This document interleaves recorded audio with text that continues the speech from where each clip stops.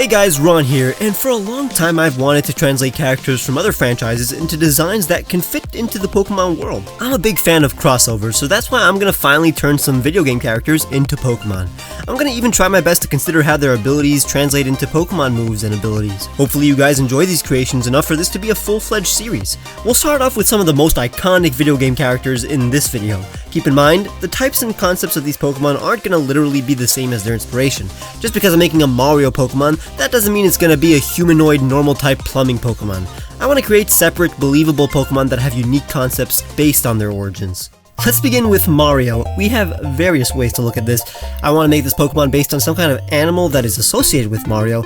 Now, a cat would be too generic, perhaps an animal with a mustache like a walrus, but I do for a fact know that I want to make this Pokemon an extremely athletic fighting type, so walrus is kind of impossible.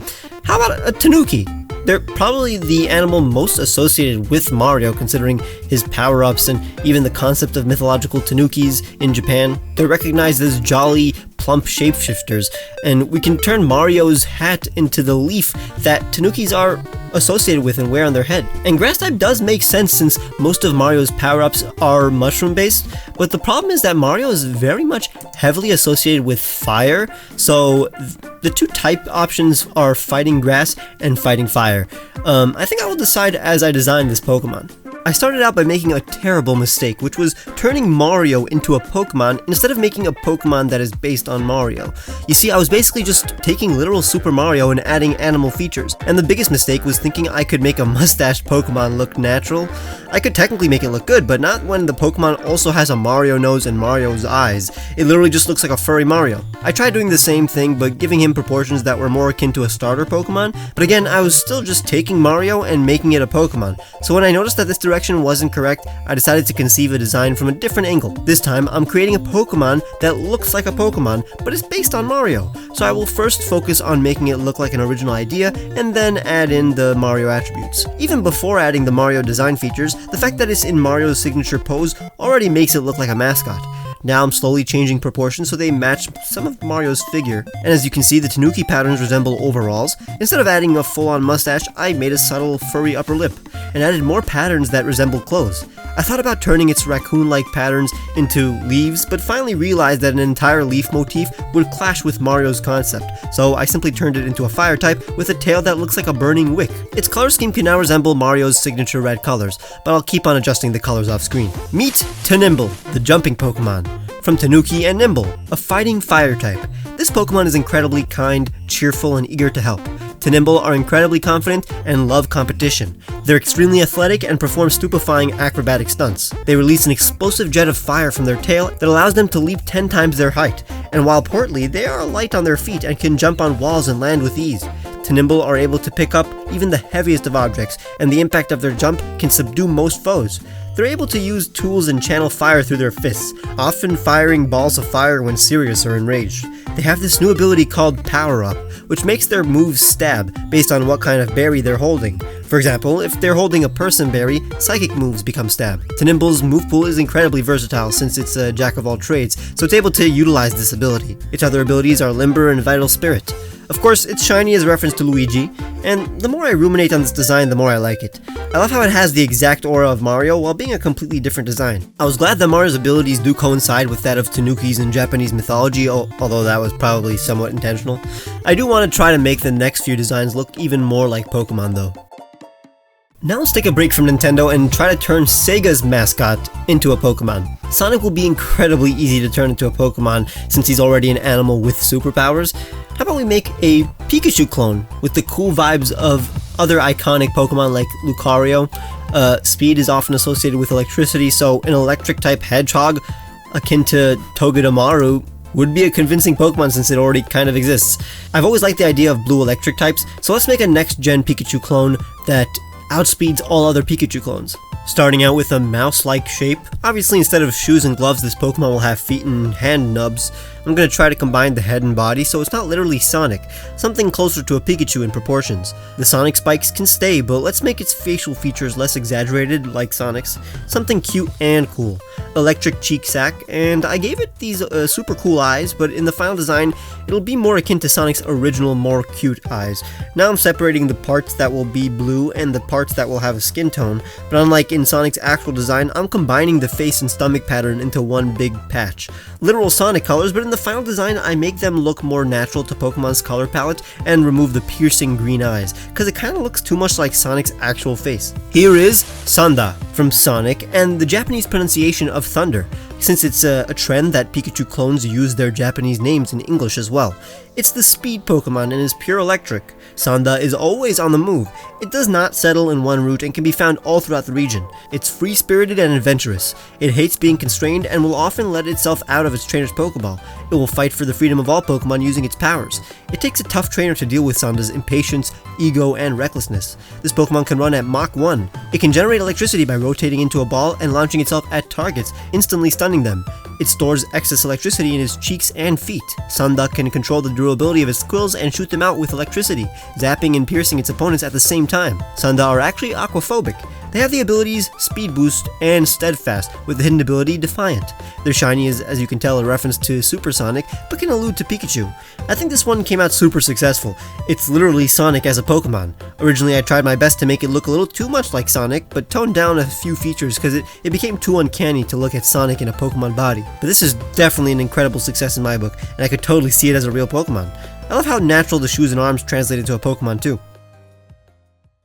Now let's go back to Nintendo and turn Link into a Pokemon.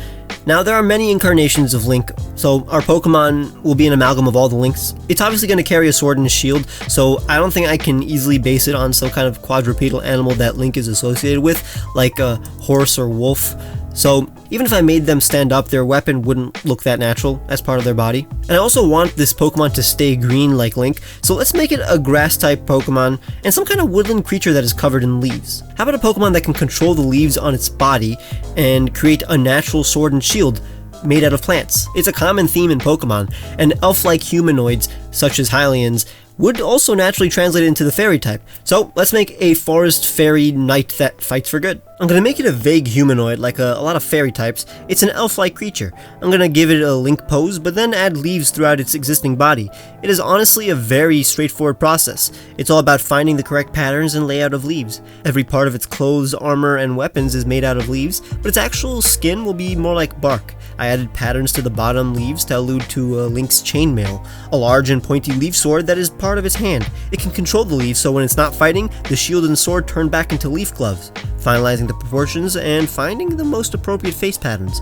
Obviously the leaves are green and the skin is a light chestnut, like this thing is a tree fairy. Behold, Valoroot, the courage Pokemon, a grass fairy type. Valoroot are rather silent and have an inflated sense of duty. They take it upon themselves to protect the environment in which they inhabit. They travel throughout their domain collecting items and defeating Pokemon and humans that threaten peace. They're incredibly courageous and never give up in the face of adversity. They're able to control the configuration of the vegetation that grows on them, turning their leaves into swords, shields, and even bows and arrows. They can even control the thickness of their plants, giving them adequate protection from impact. They're expert swordsmen and can aim their leaves over long distances. They can even extend the length of their leaf swords, catching their enemies off guard. It takes many trials for these Pokemon to reach their full strength though. They have a new ability called Courage, which is their version of Clear Body, preventing stat reduction. They also have Guts and the hidden ability Long Reach. Their shiny is both a reference to Shadow Link and mostly Fierce Deity Link. I think this design is the least controversial since it's the most like its own Pokemon. It's like a Pokemon based on the concept of Link instead of a literal Link Pokemon, considering its face isn't a literal Link face like the other designs. It's relatively complicated for a regular Pokemon design, but I thought since this is for fun, I might as well flesh it out fully. My idea came through and I'm happy about that. Now I want to turn one of, if not the first video game mascots into a Pokemon. Pacman will be tough because this concept is a little too minimal. He's a yellow circle that eats. We already have a few yellow orbs in Pokemon and a bunch of round Pokemon who eat a lot, so let's just combine the concept with a Pacman frog. It's another name for the South American horned frog because of its similarities to Pacman, and a smiling yellow round Pokemon frog isn't that bad of an idea, so let's do this thing. We're starting off with a big smiley face. Now we just have to gradually make it look like both Pacman and a frog. cute stubby arms that will make it look more like its own Pokemon than a generic frog. Both horned frogs and Pacman have eyebrows, and Pacman's eyes actually work as the eyes of a frog. But now let me add patterns to make it look less boring and reference the patterns on a horned frog. The pattern on its nose even slightly resembles Pacman's nose, making it yellow cause, you know, and the patterns will be slightly orange so they don't pop out too much. Almost like these patterns actually exist on Pacman, but his design was too simplified to include them. Say hi to Roundevour, the consuming Pokemon, a pure normal type. This Pokemon loves to eat and is calm and easygoing unless hungry. They're extremely friendly and enjoy the company of humans and Pokemon. This Pokemon has the ability to see incorporeal beings and energy. It can consume pure energy like light and even souls. For this reason, this Pokemon is always happy, since this Pokemon's food source is infinite. When they're not eating, they'll take care of their loved ones. While naive, they're able to solve complex puzzles and fight with great skill. They can maneuver through mazes and weave their way through a battle. That's why it's rare for an opponent to land a hit on Roundevour. They have the abilities Gluttony and Immunity, with the hidden ability Scrappy, allowing them to actually touch ghost types.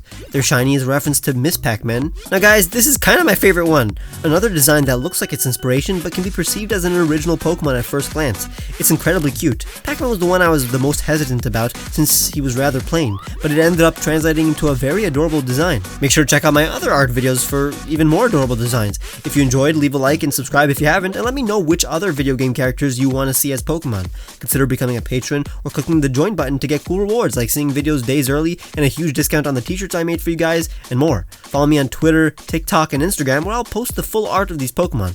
Bye!